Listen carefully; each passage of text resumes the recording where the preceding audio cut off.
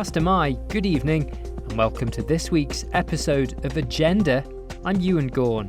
Where to build homes, schools and roads in the north and west of the island? Those are the questions the Cabinet Office is hoping to have answered as it embarks on developing a new area plan. Patrick commissioners have come out against Peel sewage treatment works plans, and an Onchan MHK weighs in on the boundary confusion issue.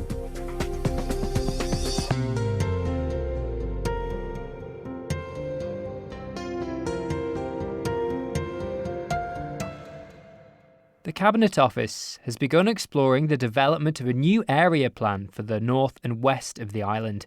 A call for sites has been issued where local authorities, developers and the public are asked to identify land they want designated for a particular purpose. In area plans, space is zoned into categories such as industrial, residential or leisure to make it clear what can and what can't be built. Policy and Reform Minister Chris Thomas says the North and West have been grouped together, partly due to local demand, and denies accusations the Cabinet Office is rushing the process to get it finished during his tenure. I asked him to explain firstly, though, what the Call of Sites is asking for.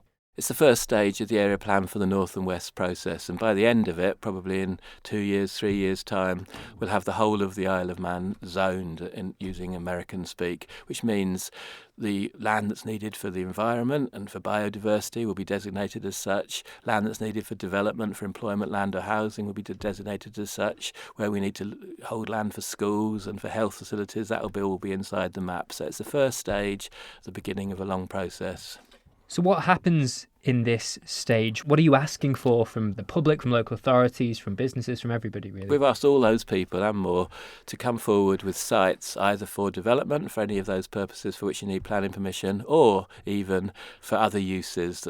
So for instance, local authorities might want to make sure that we remember that this land is needed for this and so on. So this is part of the process before we get to the process that's defined in law. The first part of the process in law is called the preliminary publicity, and that won't be till the beginning of next year or perhaps even the middle of next year, depending on how the area plan for the east goes.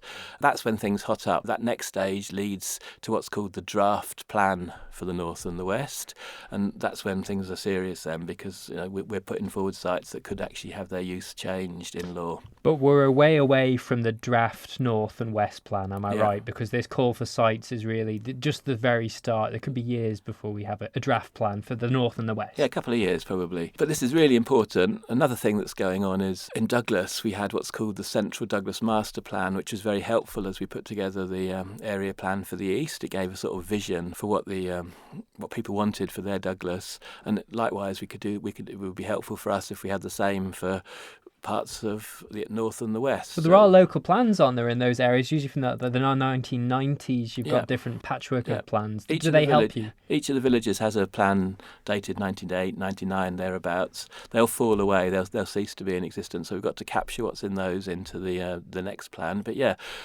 what I'm talking about is the way that the Central Douglas Master Plan was put together is Douglas Council worked with government, working with business, and they put together a vision for Douglas. And we've got a plan to help communities in the north and the west put together a vision for their part of the islands as well, alongside the call for the sites. So the call for sites is for owners of land and other people to put forward land for designation for certain uses. So do you have to own the land to put it forward in the call for sites? You can't just say, I think that something should go here and I think that something should go there. You have to actually own it. No, you don't, in fact. So there's all sorts of people can put forward all sorts of suggestions. It's very much an engagement survey. In fact, alongside the call for the sites, we will actually we are planning to have another sort of process of engagement. Not quite exactly sure as yet how this will be organised. Our focus at the moment is on the public inquiry for the area plan for the east, but at some point in the next few months, officers will have the time to work with politicians, and we will actually launch a formal process of engaging people,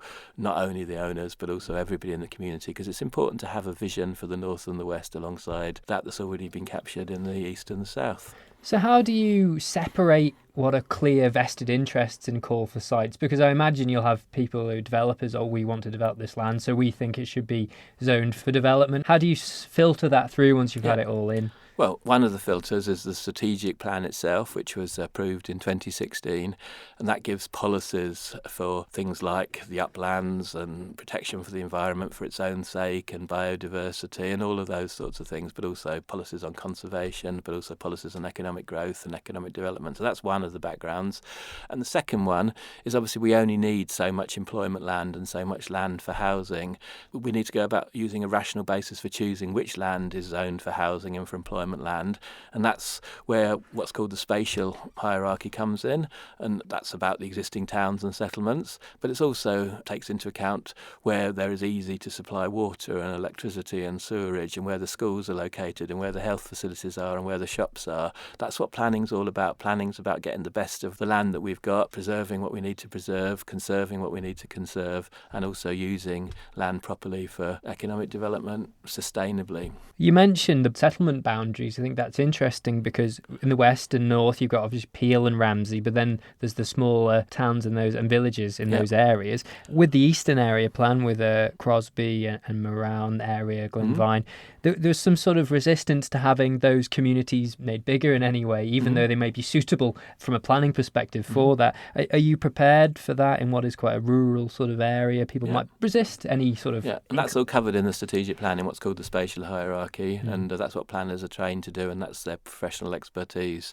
And so there are still options for the east. I can't talk too much about what will happen next, but basically the public inquiry stage between July and September thereafter will be when we make final decisions in Cabinet Office, following all the public engagement, following all the expertise, submissions, technical evidence, before we take the area plan for the east to Tynwald for approval, hopefully by the end of this year. The size of Glenvine and the size of Crosby and the size of Union Mills and where development happens around Douglas and Onchan will be at the heart of the area plan for the east process, and that's what we've got to expect in years to come, in the next couple of years, around the rest of the island in the north and the west. Well, critics may say you've not even finished, or, there's still much to come with the Eastern Area Plan, so why are you beginning the call for sites for another major planning undertaking now? Because ultimately we want to have the whole of the island under an area plan by no later than 2022. This government has a lot of ambitions. One of those is around planning. We're changing permitted development orders, we're changing use class orders, we're looking to change the law with things like national policy directives. We've got an action plan for planning reform, and part of that is to put in place an area plan for the whole of the island. The call for the sites is very much the initial stage. It takes 6 months. Why not have that going on? It might help us even as we finalise the area plan for the east process. Do you think there's a realistic ambition, though? Do you think you'll get it finished during your time as a minister in this administration? Well, the call for sites for the east closed just before the election in September 2016. 3 years on, we've nearly finished the area plan for the east. I don't think we'll quite finish it before the election, but we really do want to make a good progress to have it in place at the beginning of the next term. And I suppose another question is resources. Planning in the Cabinet Office, you're a bit stretched, I believe, and you look at the government job hub, there's 2 positions for that department. I mean, do you have the resources to be doing all these things at once, or is it a stretch? No, it is a stretch. We work very closely with the 6 or 7 planners in DEFA, with the 3 or 4 planners we have in Cabinet Office. Resources are very stretched. They are across the whole of Cabinet Office. We're doing our best. We've got an action plan. We've got a realistic timeline. Big thank you to every one of the professionals involved. I try to support them politically as much as I can. And we've taken a view that we can launch this call for sites now, and we'll close it just before Christmas. Mr. Shimmons, Bill Shimmons, MHK, regular sparring partner of yours with the Eastern Area Plan, I suppose, in Tynwald. He brings up the strategic plan a lot when it comes to the housing need predictions. Yeah. Just to update us, because there has been other concerns about this, how are you factoring the changing environment into account when it comes to planning? Because some people will say, you're predicting things based on old figures, so how can this be the right way? We're not predicting things only based on old figures. First of all, we're revisiting all the evidence papers, which includes ones on housing numbers and on population figures. And secondly, planning is about the future. It's not only about the past. And this government aims, alongside this Tynwald, to increase the economically active population. And if people are living and working here, having their careers here, having their lives here. They need places to live, they need places to work. You've gone right to the heart of the area plan for the East issues with that question. Bill Shimmons is, and I can't say much more, but at the 18th of July, a preliminary inquiry about the public inquiry, which is launched on the 9th of September, if everything goes to plan, by that stage we'll have the evidence papers published, and I'm sure we'll be talking a lot in the next few months about that. On all area plans, to an extent, in a state of should be considered in a state of flux, because they become obsolete as soon as they're written in some cases. Well, not really, because the essence of them is what's called manage, plan, monitor, and then manage. I got it the wrong way around first. Once you put a plan in place, it goes out for many years into the future. The end date is 2026, but that can be longer if there's no plan in place afterwards. We have inside the planning process, we have what's called strategic reserve sites. We also have flexibility in how we can make the land use conditional on various things. Planning is a complicated business. I don't know quite how long we've got for this interview, but the process of plan, monitor, manage captures the uncertainty that you describe very well, which is always there. The political input is largely responsible for that uncertainty in a way, in that you have new politicians with new policy sort of initiatives and desires. Mm-hmm. How do you foolproof area plans against a new batch of politicians coming in and say, well, we don't agree with this? Yeah, well, I'd hope we're depoliticised in the planning process. So that might have been the case. It might have been that a politician had a favourite person and they zoned that favourite piece of land. No, that can't be the way it is. Well, not quite on that level, but say you said, the Isle of Man government right now wants to grow the economically active population. Yeah. Maybe after the next election, the consensus in that government may be that we don't need to. Okay, in which case then the plan can be changed to deal with that, especially with things like the national policy directives. But the main point is planning is technical in a sense. If we are going to develop Douglas and Onchan, we need to make sure that we've got the right schools and the right health facilities and the right sewerage facilities and the right water and electricity that's available. We need to make sure that the traffic is not going to seize up. We've got to make sure that active travel and climate challenge initiatives are taken into account in how we specify the plan. That's the skill of planning. It's a big profession. It takes a long time to qualify, and I'm very impressed with the way that the officers are dealing with those issues. It's fashionable to try and present this whole process as being idiotic. Genuinely it isn't. Planning is as good as the information that's available, and I'm very impressed with how the officers have gathered together all the information that they need. Government really is working together. We are having big debates at the moment about where the future fire station is going to be for Douglas, where the schools are going to be, where people can live in terms of the infrastructure over the next 10 or 15 years, where's best to have employment land, and that's the sort of thing that will come to the fore when we get to the public inquiry. When this was discussed in Tynwald recently, MLC Tim Crookall was asking why you're putting the North and the West together in this instance. I suppose population-wise, it's not as comparative with the East because that's a huge area population-wise. Is that why you chose to do it, the population? Or? Partly, and also responding to local demand. So there are people in the North and West who don't want them to do them together, and they think the other one will take centre stage as opposed to where they live or work. But in actual fact, most of the demand has been just to get it over with, to sort it out. I mean, there are great... it's the other side of the mountain from the east and the south in one sense. I was thinking there was the north side and the south side in the Isle of Man in historic times, and people go from Ramsey and Ballaugh and Michael to the Centenary Centre, I understand, and so on. So why not do it together? We've got to do justice to every part of the north and the west, but I'm looking forward to seeing if this call for sites shows that we can actually be ambitious and try to finish the whole thing by 2022. And another sort of insinuation that I'd just like you to counter, which came from this discussion, suggestions that because you're working to a date, you're sort of doing this quicker than you might have been doing otherwise. No, I don't think so. I just think we're doing it properly, professionally. If we need to slow down, there's all sorts of ways we can slow down. For instance, even in for the area plan for the East, the inspector has the right to slow down the process if he thinks that we need more time to prepare evidence for the process. So there are checks and balances in the system.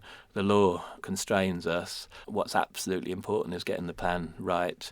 Speed, efficiency go together, and I hope that we can efficiently put together an effective plan for the whole island as soon as possible. When you've got all areas of the island covered with a plan everybody's satisfied with, How much maintenance does that system need when you moving into the future? I'm just asking that because when I look to the north and west here, we had a smattering of plans that covered all areas, but now we're replacing it with one big plan where they've all joined together. So how do we know we're not going to need another strategic plan? Oh no, we will. The plan is currently to, as soon as we've got the whole island under an area plan, we're immediately going to start again revisiting the strategic plan and then look to have a new plan in place after 2026. This life of this plan was up until 2026. So I just think we've learned from the process. I think the planning system in the Isle of Man is going to be better at the end of this reform process that I'm leading politically and have been leading for the last few years. I think we're going to have a better planning system, a more flexible and more responsive system, but at the same time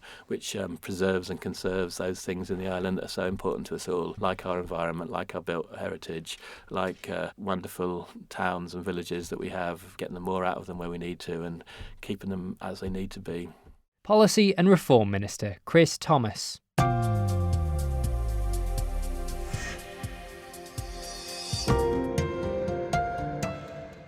You're listening to Agenda on Manx Radio. Patrick commissioners oppose plans to build a sewage treatment works in their parish, saying the location chosen by Manx Utilities isn't suitable for the long term. The local authority has written to planners last week outlining its objections to the facility, which is going to be built at the site by the Ragget in Glenfaber.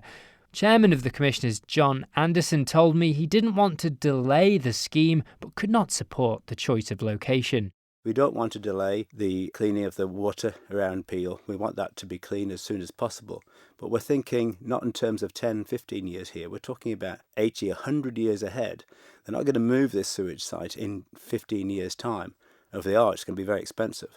So we need to get it right. The comment then is one of objection, am I right? You've outlined the reasons why, but you are opposed to this, just to make that clear. We want it to happen, but we want it to happen in the correct place. So at the moment, there is a location, and I'm sure it would work. But in the short term, it will tick the box for the politicians. In the long term, are we doing a service to those people in the next 30, 40, 50 years who are going to pay for the maintenance of this sewage site? And that's going to hit not just people of Patrick, but the people of Peel and the whole island in terms of taxes. What are the other points you'd like to make here? So location is an issue, but there are other things, aren't there? The location is significant, and probably the most significant. I realise that the problem needs resolving, and I can see from Peel's perspective it's out of sight and maybe out of mind being in Glenfaber. But one of the reasons it was put there, or suggested put there, because it would be shielded by the trees. But actually in the construction of the sewage site, it means actually taking lots of those trees down, over 100 mature trees, which again doesn't tick the box for us. We have made available another field closer to Peel, but still a little further away than the original suggestion at the power station site. So we've given them the option of that, to use that, which they would need anyway for this site to take it to happen, because they need space. It's a very small site, it's only 2 hectares. Following on to one of the points you've made in your response here, there was mention of a lack of consultation. I'd just like to ask you about that, because there was a public meeting. These plans were available online for consultation earlier in the year. So why are you saying there wasn't consultation? There was certainly a public presentation where people could go and put questions forward. But as far as being a consultation, it never really gave that impression to certainly our parishioners. I don't know whether the same was true in Peel. So I think really we needed to listen, and that's what we've said going forward. As commissioners, we'd like ideally to meet up with members of Manx Utilities and thrash out some of these concerns we have, particularly in terms of how long the projected costs are. Is it over a 10, 15-year period? Because the differences between having the sites situated at the power station and being situated at Glenfaber House are significant. And if they're ongoing year after year, then we certainly need to consider that. Having both the MHKs for Peel and Glenfaber being your constituency MHKs, but also being ministers who have a role to play in this issue, which means perhaps they may act differently. Do you feel, as commissioners, that you're less well served by them in this instance because of their roles? That, yeah, you could say that is possibly a complication. Of course, the other complication, the thing that's changed historically, is years ago there would have been a an MHK for Glenfaber and an MHK for Peel. Now those two constituencies are one. And there's a lot more people in Peel. There's a lot more people in Peel. So from a Patrick perspective, you can see that actually there's a slight bias towards Peel. The chairman of Patrick Commissioners, John Anderson. After residents complained of confusion over local and national electoral boundaries, Onchan commissioners have resolved to raise awareness of this issue. The board agreed last week to air concerns at the next Boundary Commission review, scheduled to be held after the 2021 general election. A restructuring of the House of Keys boundaries in 2016 resulted in 2,500 residents in the House Drake area of Onchan moving into the newly created Garth constituency. Well, despite this at local level, those households are still served by the district commissioners, resulting in disorientation in some residents. Well, Onchan MHK Rob Callister was opposed to the changes to the boundaries in the first place. He gave me his view. I think back in February 2017, I gave evidence to a select committee, and I did say there was confusion. And I think it's right that we actually clarified that Onchan is the only constituency that was broken into three for the House of Keys election. So you have a handful of Onchan ratepayers that have been put into Douglas North. You have around 2,500, which represent Lakeside, Manor Park, etc., that have gone into Garth. And then you have the middle part, which represents Onchan, which is the one that's elected myself. It's worse for myself as a constituency MHK because I come from a local background. So in 2011, 12, and then again in 2016, I asked all ratepayers of Onchan to elect me to the local authority. But then in 2016, I asked just 6,500, 7,000 Onchan voters to vote for me on a national platform. So yeah, I am disappointed that we don't have that proper clarity where people in Garth, and I live myself in Garth. I'm a ratepayer of Onchan, but for the House of Keys, I actually vote in Garth. And I personally feel that most people would like to vote. If you're a ratepayer in Onchan, you vote for an Onchan MHK. But to do that and to make Garth one again, as it was, wouldn't you upset the entire reason for changing the boundaries in the first place? Yeah, I take that the point on board. We do need, the boundaries to reflect equally if we can. I personally would, this is a personal view, I would prefer to see the whole of Onchan voting just for two MHKs and then leave Garth with a smaller constituency number to vote two again, so it's equal representation. I personally, as I gave the evidence back in 2017, said I still represent 9,200 ratepayers of Onchan because if I step down from being a House of Keys member in 2021 or lose my seat, then what will happen is if I decide to stand locally, I'll be asking all of Onchan to vote for me again. So it's wrong of me not to continue to serve all of Onchan, but I try not to step on my toes of my colleagues wherever possible.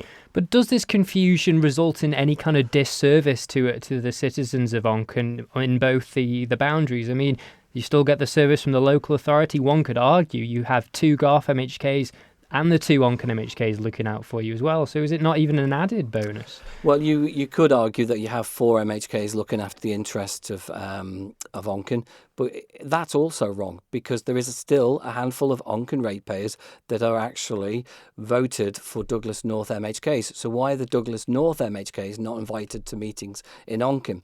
But then you have the other Garth MHKs that seem to go to everything in the north, that go to their own stuff in Garth, but then also go to meetings in Onchan. So it's not right. And we've got to try and sort some of the problems out at some point in the future.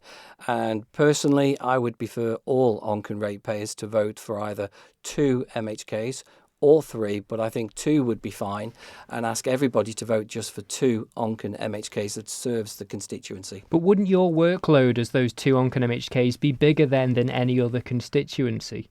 No, I don't think so. I think there is examples in the last 2 or 3 years where Ramsey residents have contacted me, Peel residents have come. We are national politicians. We have to be mindful of that.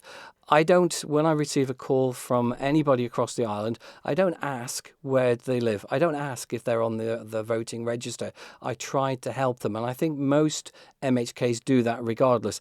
Depending on the issue, depending on the circumstances, we may just copy in our colleagues and say, I've been contacted by this individual, this is their concern, just to let you know. So we do inform each other. But realistically, I'm a national politician. My focus is on all of Onchan, and I made that pledge in my manifesto. So it is a manifesto pledge that I will serve all 9,200 residents of Onchan if they need me. Well, what can be done then? We had this review way back when. There's another one coming after the local authority and general election for the House of Keys in 21 and 22. So will you go to the Boundary Review Committee or whoever it is and put your concerns to them? Yeah, it might be the case that I'll certainly make a submission when I'm asked, because the boundaries do need to change again, but I'm not sure exactly how, because it is only Onchan that's been split. Most of the other boundaries have just been grouped together, and that's absolutely fine. Onchan is the only one. And when I was an Onchan commissioner, we have to remember there was a thing called the donut effect, where Birch Hill was taken out, but the rest of Onchan were kept together. But the original recommendation of the committee that looked at boundaries actually took out a middle bit of Birch Hill and said, right, we'll take that out in order to tick a box, in order to get the quota correct. That wasn't right, and we fought that back then to make sure that if Onchan was going to stay in the middle, then it's got to stay together. So we lost the side boundaries of the constituency. But it does need reviewing, but I'd say after the election. Isn't that inevitable when you've got such urban creep, if you like, from Douglas into Onchan? Onchan's growing all the time. These urban areas don't really have the natural boundaries, perhaps, that you might want them to. Is it not a result of that growth, do you reckon?